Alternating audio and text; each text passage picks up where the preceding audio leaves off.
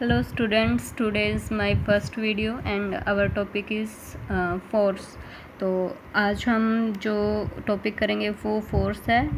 इसमें मैंने जो चैनल बनाया है इसमें मैं अपनी सारी 9th 10th क्लास की NCERT बेस्ड जो भी हमारे टॉपिक्स होंगे उनको कवर करूँगी। तो आज हम स्टार्ट करते हैं फर्स्ट टॉपिक अपना फोर्स।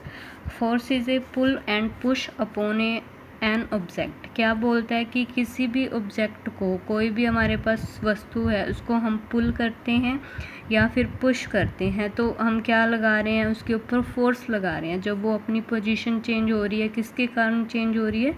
फोर्स के कारण। ये तो हमारी जनरली सिंपल डेफिनेशन है। सेकंड कंसेप्ट मतलब इसी में अगर हम देखें तो एक हमने बॉक्स ले लिया, हमारे पास ये कोई भी पर्सन है, ये इसको पुश कर रहा है तो ये आगे की तरफ जाएगी। उसी तरह से ये सेकंड बॉक्स है तो ये कोई भी पर्सन इसको पुल कर रहा है, अपनी तरफ खींच रहा है, ठीक है। और अगर हम देखें इसकी फोर्स की डेफिनेशन की बात करें तो ये क्या है, हमारे पास एक एक्सटर्नल फैक्टर है जो क्या करता है, चेंज करता है। किसको चेंज करता है? पोजीशन को। किसकी पोजीशन को? ऑब्जेक्ट की पोजीशन को। अगर हमारे पास ऑब्जेक्ट किस में है? रेस्ट में है। तो अगर हम उसमें फोर्स लगाएंगे तो वो किस में आ जाएगी? मोशन में। और अगर मोशन में है तो वो किस में आ जाएगी? रेस्ट में। और ये किसको चेंज और करता है? स्पीड को भी चेंज करता है, डायरेक्शन को भी चेंज करता है, ठीक है। जैसे एग्ज़ाम्पल है हमारे पास कोई रोलिंग बॉल है तो उसको अगर हम रोकना चाहते हैं, स्टॉप करना चाहते हैं तो हम क्या अप्लाई करेंगे? हमारे हाथों की, हमारी बॉडी की फोर्स अप्लाई करेंगे। तो उसको हम क्या बोलेंगे? मस्कुलर फोर्स, ठीक है। और सेकंड पुश ए बॉल और पुल द बॉक्स, मतलब ये तो सेम वही कंसेप्ट हो गया कि किसी बॉल को पुश करना या किसी बॉक्स को पुल अप करना। तो ये किसके एग्जांपल हमारे पास हैं? सारे फोर्स की एग्जांपल हैं। जैसे मैंने ये डायग्राम से शो आउट किया है, एक बॉल है हमारे पास, उसको ये कोई भी पर्सन किक कर रहा है तो वो क्या करेगी? आगे की तरफ फॉरवर्ड मूव करना स्टार्ट कर देगी। उसी तरह से ये सेकंड है जिसमें एक स्टेशनरी बॉल है हमारे पास, उस पर नेट फोर्स क्या हम कंसीडर करके चलेंगे कि ज़ीरो है। अब ये नेट फोर्स कैसे ज़ीरो है? मतलब फोर्स तो इसके ऊपर लग रही है, कैसे लग रही है? एक तो ग्रेविटेशनल फोर्स, जो अर्थ इसके ऊपर फोर्स लगा रही है वो कौन सी है हमारे पास? Gravitational force. और सेकंड जो इसके ऊपर की तरफ लग रही है वो कौन सी है? Normal force. तो ये दोनों फोर्स आपस में एक दूसरे को क्या कर देंगी? कैंसल आउट, जिसकी वजह से हमारी नेट फोर्स जो हो जाएगी वो क्या हो जाएगी? ज़ीरो। जैसे ये यहाँ मैंने लिखा भी है कि normal force is equal to gravitational force. तो हमारी ये दोनों फोर्सेस बराबर हैं तो एक दूसरे को कैंसल आउट करके हमारी नेट फोर्स क्या आ जाएगी? ज़ीरो। नेक्स्ट जो है उसमें है when a ball push it go forward and after some time it stop. अगर हम किसी भी बॉल को पुश करते हैं तो कुछ टाइम के बाद वो क्या हो जाएगी? रुक जाएगी। तो उसका रीज़न क्या है, क्यों रुक जाएगी? मान लो ये हमारे पास कोई बॉल है, किसी पर्सन ने इसको किक किया तो ये आगे फॉरवर्ड मूव करना स्टार्ट कर देगी। ये फॉरवर्ड, इसके ऊपर फोर्सेस तो लग ही रही हैं, ग्रेविटेशनल फोर्स भी लग रही है, नॉर्मल फोर्स, लेकिन ये तो आपस में एक दूसरे को क्या कर रही हैं? बैलेंस। लेकिन जो इस पर्सन ने जो फोर्स अप्लाई कर रही है उसकी वजह से ये क्या हो रही है? आगे की तरफ मूव हो रही है। लेकिन थोड़ी देर के बाद इसकी स्पीड क्या हो जाएगी? कम। क्यों कम हो जाएगी? अब ये जो सरफेस है, इस सरफेस पे क्या है? फ्रिक्शन। ये फ्रिक्शन क्या करेगा? ये बॉल आगे की तरफ मूव कर रही है तो इसको ये क्या करेगा? अपोज करेगा, जिसकी वजह से ये दोनों फोर्सेस जब आपस में इक्वल हो जाएंगी, जो इसने अप्लाई की है पर्सन ने इसके ऊपर और जो फ्रिक्शनल फोर्स है वो दोनों जब बराबर हो जाएंगे तो बॉल क्या हो जाएगी? रुक जाएगी, रेस्ट पोजीशन में आ जाएगी, ठीक है। तो ये हम, लेकिन ये दोनों नॉर्मल फोर्स और ग्रेविटेशनल फोर्स तो कैंसल आउट हो रही हैं आपस में, ठीक है। अब इसके बाद जो नेक्स्ट है हमारा, उसमें क्या दे रखा है? ये तो वही कंसेप्ट है कि frictional force and external force आपस में क्या हो जाएंगी? कैंसल आउट हो जाएंगी तो बॉडी रेस्ट में आ जाएगी।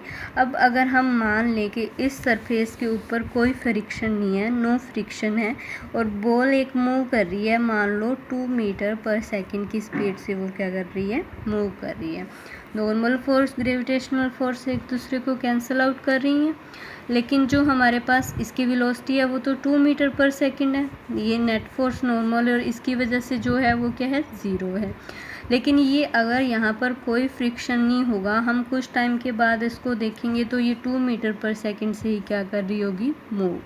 उसके बाद हम फिर कुछ टाइम के बाद देखेंगे तो ये क्या करेगी, हॉरिजॉन्टल सरफेस के ऊपर 2 मीटर पर सेकंड से ही क्या करती रहेगी, मूव करती रहेगी, ठीक है, विद द यूनिफॉर्म वेलोसिटी। लेकिन कंडीशन क्या है कि सरफेस के ऊपर कोई फ्रिक्शन ना हो। नेक्स्ट अगर हम देखें इसमें क्या है, अप्लाई एन एक्सटर्नल फोर्स। अब हमने क्या लिया कि ये फ्रिक्शनलेस सरफेस है हमारे पास, ये कोई बॉल है जिसकी वेलोसिटी क्या है, 2 मीटर पर सेकंड है। यहाँ पर जब हमने एक पर्सन ने इस बॉल के ऊपर एक्सटर्नल फोर्स लगाई तो उसके कारण क्या होगा कि इसकी वेलोसिटी क्या हो जाएगी, इंक्रीज। क्यों? क्योंकि 2 मीटर पर सेकंड तो है, मान लो इसने कुछ फोर्स अप्लाई की तो इसकी वेलोसिटी क्या होगी, इंक्रीज होगी। और कुछ टाइम के बाद देखेंगे तो इसकी वेलोसिटी कम नहीं होगी, उसी स्पीड से ये क्या करती रहेगी, कॉन्टीन्यूसली मूव करती रहेगी, ठीक है।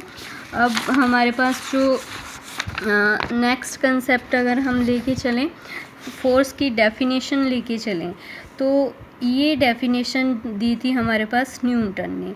न्यूटन का जो सेकंड लॉ है, न्यूटन ने 3 लॉ दिए थे। न्यूटन के सेकंड लॉ में उसने क्या बोला था कि जो rate of change of momentum है, वो किसी भी बॉडी का जो मोमेंटम है, rate of change of momentum, वो किसके डायरेक्टली प्रोपोर्शनल होगा, जो उसके ऊपर फोर्स अप्लाई की जा रही है।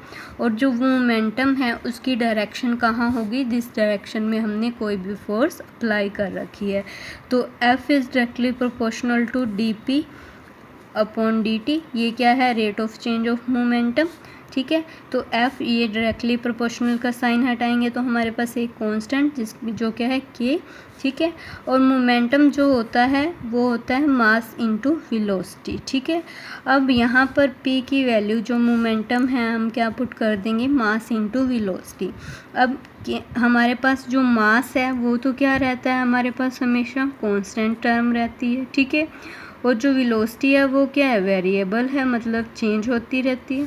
तो जो कांस्टेंट क्वांटिटी है उसको तो हम बाहर ले लेंगे, जो वेलोसिटी है वो वेरिएबल क्वांटिटी है तो उसको बीच में ही रखेंगे, ठीक है। तो अब इसके बाद जो हमारा टर्म आएगी मास इनटू, ये क्या होता है हमारे पास, rate of change of velocity किसके इक्वल होती है, एक्सेलेरेशन के। तो हम इसकी जगह पर क्या पुट कर देंगे, एक्सेलेरेशन। तो ये हमारे पास एक अनदर फॉर्मूला आ गया किसका, फोर्स का। Force is equal to mass into, is directly proportional to mass into acceleration. तो ये जनरली हम कई बार देखते हैं ये फॉर्मूला क्या है, ये न्यूटन सेकंड लॉ है। अब इसके अकॉर्डिंग इसकी डेफिनेशन और भी हम लेके चलेंगे। तो हमारे पास क्या है, product of mass and acceleration. Force को कैसे डिफाइन करेंगे, ये किसका है, product of mass and acceleration, ठीक है। अब इसमें क्या है, अगर हम K की वैल्यू 1 पुट कर दें, ठीक है, तो K की वैल्यू 1 पुट करेंगे तो फोर्स किसके इक्वल आ जाएगी, मास इनटू एक्सेलेरेशन की इक्वल आ जाएगी। अब इसकी यूनिट निकालने के लिए हमने कंसीडर कर लिया, हमारे पास मास क्या है, 1 kg है, एक्सेलेरेशन क्या है, 1 मीटर पर सेकंड स्क्वायर है। तो यहाँ पर हम वैल्यू पुट करेंगे 1 एंड 1, तो हमारे पास आ जाएगा 1 किलोग्राम मीटर पर सेकंड। तो ये किसके इक्वल टोटल टर्म आ जाएगी, 1 न्यूटन की इक्वल आ जाएगी, ठीक है। तो ये न्यूटन जो है इसकी SI यूनिट है किसकी, फोर्स की, और ये भी क्या है इसकी SI यूनिट। 1 न्यूटन किसकी इक्वल है, 1 किलोग्राम मीटर पर सेकेंड स्क्वायर। अगर हम इसकी CGS यूनिट की बात करें तो ये किसकी इक्वल आएगी, किलोग्राम को हम ग्राम में, मीटर को सेंटीमीटर में, और सेकंड स्क्वायर में आएगा। तो ये हमारे पास किसकी आ गई, CGS यूनिट आ गई। अब नेक्स्ट जो मेन कंसेप्ट है, ये कई बार क्वेश्चन आता है कि 1 न्यूटन किसके इक्वल होता है, 1 न्यूटन 10⁵ डायन के। अब ये डायन क्या है? डायन है हमारे पास सीजीएस यूनिट है किसकी? फोर्स की सीजीएस यूनिट। तो 1 न्यूटन किसके इक्वल होता है? 10⁵ डायन के इक्वल होता है। ठीक है, तो आई होप आपको फोर्स का कंसेप्ट समझ आया होगा। नेक्स्ट वीडियो में हम इसके बेस्ड न्यूमेरिकल्स करेंगे। तो अगर आपको पसंद आए तो मेरे चैनल को सब्सक्राइब करो, मेरी वीडियो को लाइक करो।